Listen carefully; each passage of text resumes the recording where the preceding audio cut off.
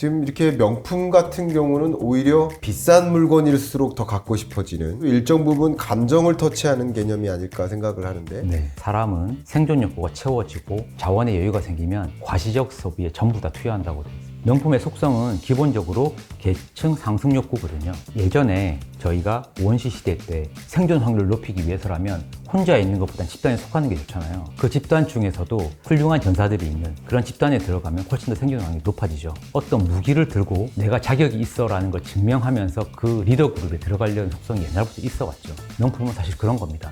그런데 사실 뭐 웨이팅 리스트 이런 부분들을 보도로 보다 보면 비판적인 부분이 좀 많이 있습니다. 저는 조금 더 바꿔서 보고 싶은데요.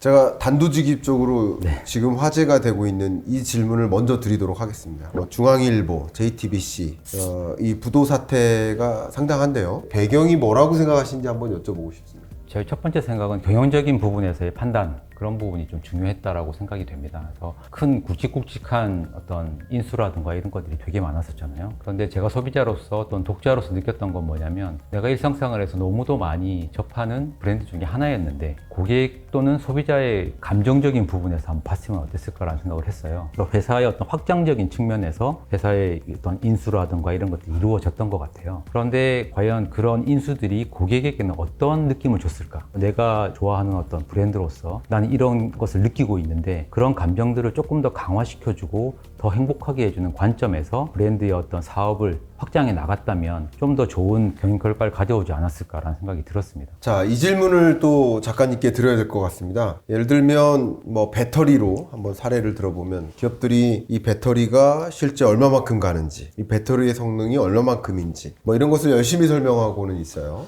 근데 소비자 입장에서는 그 해당 기술을 사는 게 아니라 기술이 만들어주는 감정을 산다, 이렇게 표현해주고 계세요. 이게 정확히 어떤 의미인지 좀 말씀해 주시면 감사하겠습니다. 사실 그 기술은 상당히 난이도가 있을 가능성이 높죠. 네. 그리고 그분들만이 쓰는 외계어들이 난무할 겁니다. 우리들은 너무 당연한 말인데 고객들은 전혀 알지 못하는, 알지도 못할 뿐더러 알 생각도 없습니다. 너무 바쁘시기 때문에 고객들은. 그래서 그 언어를 고객의 언어로, 고객이 내가 지금 당면한 감정의 언어로 바꿔줘야 되는 거거든요. 네. 예를 들면 배터리로 전기차가 500km를 간다. 500km 가니까 좋겠네 라고는 되지만 남지가 않죠. 그런데 내 사랑한 연인과 함께 부산까지 논스톱으로 갈 수 있어. 부모님 있는 그곳까지 충전 없이 한 번에 갈 수 있어. 이렇게 내가 실제로 겪는 활동들과 내 일상과 연결되었을 때 기술이 훨씬 와닿습니다. 고객들은 기술보다는 감정의 언어로, 감정의 상황으로 나를 이해해 달라고 이야기를 하는 거고요. 그렇게 해석을 해주는 브랜드를 훨씬 더 잘 받아들이는 거죠. 사실 에어비앤비를 보시면 너무도 코딩적이고 이런 기능이잖아요. 수요자와 룸을 가진 사람을 연결하는 그런 플랫폼에 불과한데 모토를 보시면 belong anywhere라고 되어 있습니다. 어디 가든 내 집처럼. 사실은 이렇잖아요. 실컷 밖에 나가서 해외여행을 하시고 정말 좋은 호텔을 다 다니시고 딱 돌아와서 하는 말씀이 주로 내 집이 제일 좋아 라고 하잖아요. 네. 실제로 가장 럭셔리한 호텔보다 내 집처럼 편안한 집이 더 좋을 수 있습니다. 호텔의 어떤 럭셔리함으로 경쟁하는 것이 아니라 당신의 집처럼 편안한 집이 있어요 라고 말하는 그런 감정적인 워딩은 제가 볼 때는 그런 어떤 아트적인 부분, 감정적인 부분에서 봤다고 봅니다. 말씀 듣다 보니까 참 이 브랜드에 담겨 있는 네. 그 감정을 사기 위한 여러 가지 행보들, 그런 노력들, 그런 것들이 체감이 되는 것 같습니다. 네. 요즘에는 주가가 하도 좋은 흐름을 가져가고 있다 보니까 많은 사람들이 지금 명품관 앞에 줄을 서 있다라고 이렇게 기사를 통해서, 뉴스를 통해서 접하고 있습니다. 지금 이렇게 명품 같은 경우는 오히려 비싼 물건일수록 더 갖고 싶어지는 그런 이유가 되기도 하는데 이것도 일정 부분 감정을 터치하는 개념이 아닐까 생각을 하는데 그런 부분에 대해서 좀 충분히 왜 이런 일이 다 벌어지고 있다 이렇게 설명해 줄 수 있으실지요? 당연한 현상입니다. 솔스타인 베블런이 지은 유한계급론이라는 책이 있는데요. 거기는 정확히 이야기를 하는데 사람은 생존 욕구가 채워지고 자원의 여유가 생기면 과시적 소비에 전부 다 투여한다고 되어 있습니다. 그게 끝날 때까지. 크게 보면 감정 설계에서 기본이 되는 게 욕구거든요. 욕구는 크게 두 가지가 있습니다. 생존 욕구와 성장 욕구. 생존 욕구는 말 그대로 의식주에 해당되는 거. 지금 내가 살아남기 위한 거죠. 성장 욕구는 뭐냐면 그걸 넘어서 성장하고 배우고 더 나아가고자 하는 욕구가 있습니다. 지금 내가 만약에 투자 수익이 많아져서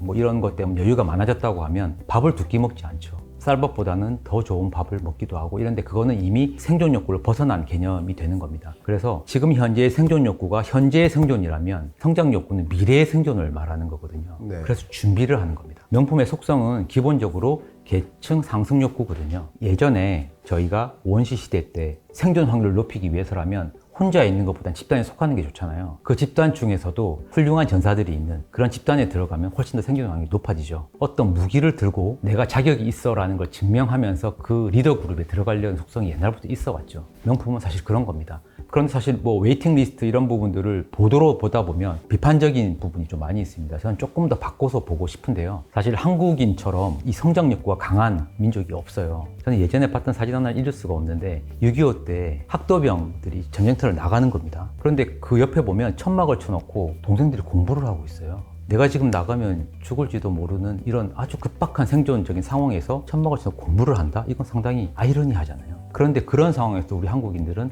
성장을 하기 위한 공부 학습을 게을리하지 않았던 겁니다. 저는 그게 우리나라가 여기까지 온 동력이라고 생각이 되거든요. 네. 그게 일정 부분 저는 명품 소비에도 반영됐다고 생각을 하고 있습니다. 그래서 과시적이라기보다는 그런 성장 욕구 그런 부분들이 반영돼서 지금 보면 한국인이 전 세계에서 명품을 가장 많이 1인당 소비가 가장 높습니다. 그렇다고 한다면 자연적인 상황에서는 개인이 명품 같은 것이라던가 아니면 이런 제품들을 가짐으로써 그런 계층에 올라가려고 하는 상승 욕구가 존재하잖아요. 그런데 만약에 국가적인 단위에서 본다면 국가에서 그러니까 내가 어떤 재화를 취득하지 않아도 내가 위로 올라갈 수 있는 그런 다양한 기제들 그것을 제대로 만들어주는 게 국가에서 할 일이 아닐까. 그래서 어떻게 보면 명품 사지 말라고 하는 것이 아니라 지금 내가 비록 가난하더라도 위로 올라갈 수 있는 계층적 사다리 이런 부분들을 다양하게 만들어 놓으면 조금 더 감소되지 않을까. 계층 성장의 욕구가 있는데 네. 다른 그 밖에 방법이 없다면 이 명품 소비를 통해서라도 계층 성장을 이뤄내고 싶다. 네. 근데 명품 소비가 아니더라도 계층 성장의 뭐 방법들이 있다면 그쪽으로는 덜 집중될 수 있지 않을까 하는 관점에서 말씀을 주신 것 같아요. 네. 다만 또 아직까지 의문이 남겨지는 것이 다른 방법으로 계층 성장을 가져갈 수 없다라고 가정하더라도 과연 명품 소비만으로 나를 성장시키는 배경이 될 것인가 하는 그런 질문은 여전히 남긴 합니다. 그런 관점에서 또 생각해 볼 거리도 많이 있는 것 같고요. 네, 여러분들께서도 생각을 해보면 어쨌든 이제 베블런 이펙트 관점에서도 말씀 주셨는데 명품 기업들은 명품 제품을 판매할 때 오히려 비싼 가격에 소비할 의사가 더 강하다라는 것을 이용을 해서 이 브랜드를 갖게 되면 여러분이 더 나은 계층의 삶을 살 수 있다라는 그런 어떤 가능성을 내비치는 그런 방식으로 마케팅적 접근을 하고 있는 게 아닌가라고 좀 유추를 해볼 수 있을 것 같습니다. 마지막으로 이 책에 네. 정말 많은 문장들을 사랑하시겠지만 그 중에서도 한 문장을 꼽는다면 어떤 문장일까요? 고가치를 추구하는 고객은 단순히 제품을 사는 사람이 아니다. 자신을 더 나은 상태로 만들어줄 환경과 파트너를 찾는 사람들이다. 따라서 브랜드가 끊임없이 발전하고 성장하는 존재가 되지 않는다면 그 브랜드는 결국 높은 가치를 지불할 고객을 만나기 어렵다. 그 문장을 꼽으신 그 이유는 무엇일까요? 상위적인 브랜드들은 고객과 같이 발전합니다. 고객이 부족한 부분을 메꿔주기도 하고요. 또 고객이 앞으로 나아가야 될 부분에서 필요한 부분들을 채워주기도 하죠. 브랜드가 고객과 성장을 해야지만이 고객이 원하는 것들을 줄 수 있잖아요. 그렇기 때문에 같이 걸어간다, 같이 성장한다. 그런 브랜드들이 과연 고가치 브랜드다. 그리고 그 브랜드들은 감정 설계를 하는 브랜드들이다. 라는 부분 때문에 이 부분을 꼽았습니다. 감사합니다. 네. 좋은 말씀 정말 잘 들었고요. 오늘 출연하신 소감 말씀 마지막으로 여쭙고 마무리할까 합니다.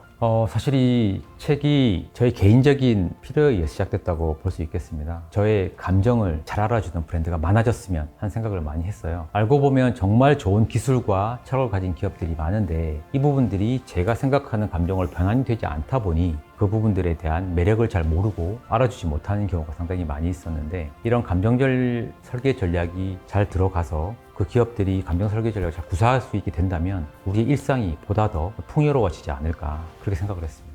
감사합니다. 네. 오늘 김광석의 경제포차 함께 해주신 망건당TV 구독자 여러분 감사합니다.